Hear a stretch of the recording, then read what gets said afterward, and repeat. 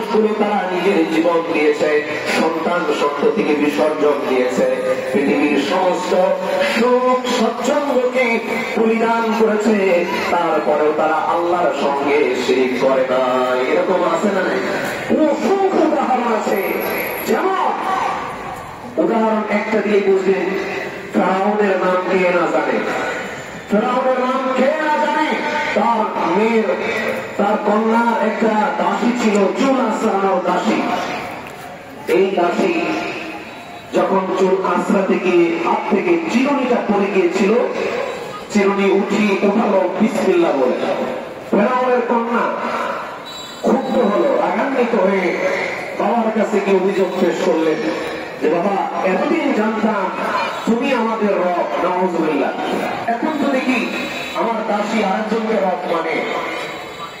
তখন ফেরাউন এক নিষ্ঠুর আদেশ দান করলেন, বলে দিলেন যে যদি সেই দাসী আমাকে রব হিসেবে মেনে না নেয়, তাহলে তাকে তার সন্তান সবাইকে আগুনে নিক্ষেপ করে জ্বালিয়ে পুড়ে দাও। কথা অনুযায়ী তাই করা হলো। সম্মানিত ভাইরা, ওই দাসের কয়েকটা সন্তান ছিল। ফেরাউনের কন্যা দাসীকে সামনে দাঁড় করিয়ে রেখে গর্তের ভিতরে আগুন জ্বালানো হলো। গর্তের আগুনের ভিতরে এক এক করে সন্তানগুলোকে নিক্ষেপ করা হয়। আর ওই দাসীকে বলা হয়, দাসীরে তুই কি আমাকে রব হিসেবে মেনে নিবি কিনা? দাসী একেবারে কড়া জবাব দিয়ে দিলেন, আমি আমার সন্তান সহ দুনিয়ার সব কিছু ছেড়ে দিতে পারি, কিন্তু মহান রবের সাথে শিরিক করতে পারবো না। একমাত্র আমার রব হলেন আল্লাহ। সুবহানাল্লাহ।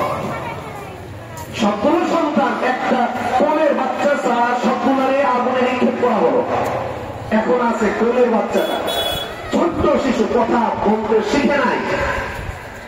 এই বাচ্চাটা কোলে নিয়ে ওই দাসী চিন্তা করছে, আরে আমি এই মাসুম ছোট্ট শিশুকে নিয়ে কিভাবে আগুনের ভিতরে জ্বলবো? দ্বিধাদ্বন্দ্বে পড়ে গেলেন।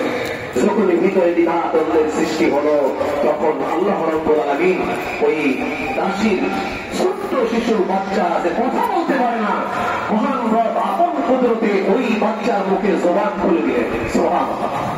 জবান খুলে গেল, বলতেছে, এই দুনিয়ার আগুনের চেয়ে আখিরাতের আগুন অনেক ভয়ঙ্কর। তুমি যদি দুনিয়ার সামান্য আগুন থেকে বাঁচার জন্য ফেরাউনকে রব হিসেবে মেনে নাও, তাহলে চিরস্থায়ী আখিরাতে সেখানে তোমাকে আগুনে জ্বলা লাগবে। আমার ভাইরা, দুনিয়ার আগুন আখিরাতে আগুনের তুলনায় অতি সামান্য। এই কথা শুনে ফেরাউনের কন্যার দাসী সাথে সাথে ভুল বুঝতে পারলেন। তিনি আর দ্বিধাদ্বন্দ্বের ভিতরে থাকলেন না। এক বাক্যে তিনি তাওহীদের স্বীকৃতি প্রদান করলেন। আর ফেরাউন বুঝতে পারলেন যে এ আমার কথা শুনবে না, আমাকে রব হিসেবে মানবে না। ওই ছোট্ট শিশু বাচ্চা সব ফেরাউনের কন্যার দাসীকে আগুনের গর্তে নিক্ষেপ করে জ্বালিয়ে পুড়িয়ে ভস্ম করে দেওয়া হলো। এই জন্য মুআয ইবনে জাবালকে আল্লাহ নবী বললেন, মুআয রে, খবরদার কোনদিন শিরক করবে না। এমনকি তোমাকে যদি হত্যা করা হয়, তোমাকে যদি জ্বালিয়ে পুড়িয়ে ভস্ম করে দেওয়া হয়, তারপরেও তুমি কোনো কিছুকে আল্লাহর সঙ্গে শিরক অংশীদার করবে না। সুবহানাল্লাহ। শিরক ভয়াবহ পাপ, পৃথিবীর সবচেয়ে বড় মহাপাপ হলো শিরক। আল্লাহর নবী যখন মেরাজে গেলেন, জান্নাত পরিদর্শন করলেন, এত সুগ্রাম, এত সুগন্ধি আল্লাহর নবীর নাকে এসে লাগলো। প্রশ্ন করলে, ও জিবরিল, এত চমৎকার সুগ্রাম কোথা থেকে আসে? জিবরিল বললেন, ইয়া রাসূলুল্লাহ, এই সুগ্রামটা হলো ফেরাউনের কন্যার দাসী, চুলাসরাও দাসী, যে তাওহীদের স্বীকৃতি দিতে গিয়া শিরকের সঙ্গে আপোষ করে নাই, সে এবং তার সন্তান সহ সবাইকে আগুনে জ্বালিয়ে ফেরাউন দুনিয়া থেকে বিদায় করে দিয়েছিল।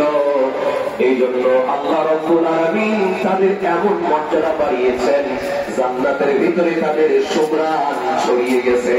সুবহানাল্লাহ। এই জন্য তাওহীদের উপরে থাকলে শিরক পর্যন্ত নিয়ে আল্লাহ পাক দুনিয়া এবং আখিরাতে সম্মানিত করবে। এক নম্বর, রাসূলের উপদেশ, খবরদার শিরক করা যাবে না, হত্যা করলেও করা যাবে না, জ্বালিয়ে পুড়ে দিলেও শিরক করা যাবে না। দুই নম্বর উপদেশ, শোনেন, 10টি উপদেশ নিয়ে বাড়ি যাও, হাদিস থেকে। 2 নম্বরে ওয়া তাওয়াক্কালনা ওয়ালিদাইকা ওয়া ইন আমারাকা আন তাখরুজা মিন আহলিকা ওয়া মালিকা। আল্লাহ নবী বলেছেন যে খবরদার তোমার মা বাবার অবাধ্য হলো না, পিতা মাতার অবাধ্য হওয়া যাবে না, যদিও তারা তোমাদেরকে তার সম্পদ এবং পরিবার থেকে বের করে দেয়, বের হয়ে যেতে নির্দেশ করে, সব অধিকার থেকে যদি তোমাকে বঞ্চিত করে, তারপর পিতা মাতার সঙ্গে নাফরমানি করা যাবে না, মা বাবার সঙ্গে খারাপ আচরণ করা যাবে না, মা বাবার সঙ্গে অবাধ্যতাপূর্ণ আচরণ করা যাবে না। তারা যদি সন্তানের উপরে জুলুম করে, এই জন্য দায়ী হবে আল্লাহর কাছে, বিচারের মাঠে বিচারের সম্মুখীন হবে। কিন্তু তুমি সন্তান হিসেবে পিতামাতার উপরে চড়াও হতে পারবে না, পিতামাতার সাথে খারাপ আচরণ করতে পারবে না, তাহলে পিতামাতার সম্মান কত চিন্তা করে। আমার ভাইরা বাবাজিরা, ব্যাখ্যা এক একটা করে ব্যাখ্যা করলে সময় লাগবে, বিস্তারিত ব্যাখ্যার দিকে আমি যাব না। মা বাবার সঙ্গে ভালো আচরণ করা লাগবে 2 নম্বর উপদেশ। তার কারণ এই পৃথিবীতে শিরিক হলো সবচেয়ে বড় পাপ, দ্বিতীয় বৃহত্তম মহাপাপ হলো মা বাবার সঙ্গে খারাপ আচরণ করা, মা বাবার অবাধ্য হওয়া। আল্লাহ নবী বললেন এই পৃথিবীতে 2টা পাপের শাস্তি আল্লাহ রাব্বুল আলামিন তাড়াতাড়ি করে দিয়ে দেন, আখিরাতের জন্য তিনি অপেক্ষা করে না। 1 নম্বর আল-বাগী জুলুম, জুলুমের শাস্তি দুনিয়াতেই হয়। যদি পৃথিবীতে জুলুম করেন, আপনি এক সময় জুলুমের শিকার হয়ে তারপর বিদায় হবেন। 2 নম্বর আলোক, পিতামাতার অবাধ্য হওয়া। যদি কোন সন্তান পিতামাতার অবাধ্য হয়, তাহলে আল্লাহ পাক রব্বুল আলামিন তার সন্তানকে দিয়ে তাকে দুনিয়াতে লাঞ্ছিত করেই ছাড়বেন, এতে কোনো সন্দেহ নেই। আল্লাহ রাসূলের 3 নম্বর সোনালী উপদেশ হল ওয়া তাতরুকান্না সালাতান মাকতুবাতান মুতাআম্মিদান ফাইন্না মান তারাকা সালাতান মাকতুবাতান মুতাআম্মিদান ফাকাদ বারিয়াত মিনহু হিম্মাতুল্লাহ। আল্লাহ রাসূল বলছেন, খবরদার তোমরা ফরজ সালাত ছেড়ে দিও না, ফরজ সালাত তোমরা ছেড়ে দিও না, 5 ওয়াক্ত সালাত আদায় করো। যদি ফাইন্না মান তারাকা সালাতান মাকতুবাতান মুতাআম্মিদান, ইচ্ছাকৃতভাবে যদি কেউ সালাত ছেড়ে দেয়, ফাকাদ বারিয়াত মিনহু হিম্মাতুল্লাহ, আল্লাহর দায়িত্ব তার উপর থেকে আল্লাহ উঠিয়ে নেন। নাউযুবিল্লাহ। এই জন্য 5 ওয়াক্ত সালাত জামাতের সাথে আদায় করবে। আমাদের সহকারী ইমাম মাওলানা সাহেব ফজরের সালাতের পরে বক্তব্য বলেছেন, একজন মুসলিমের পরিচয় তো সালাত।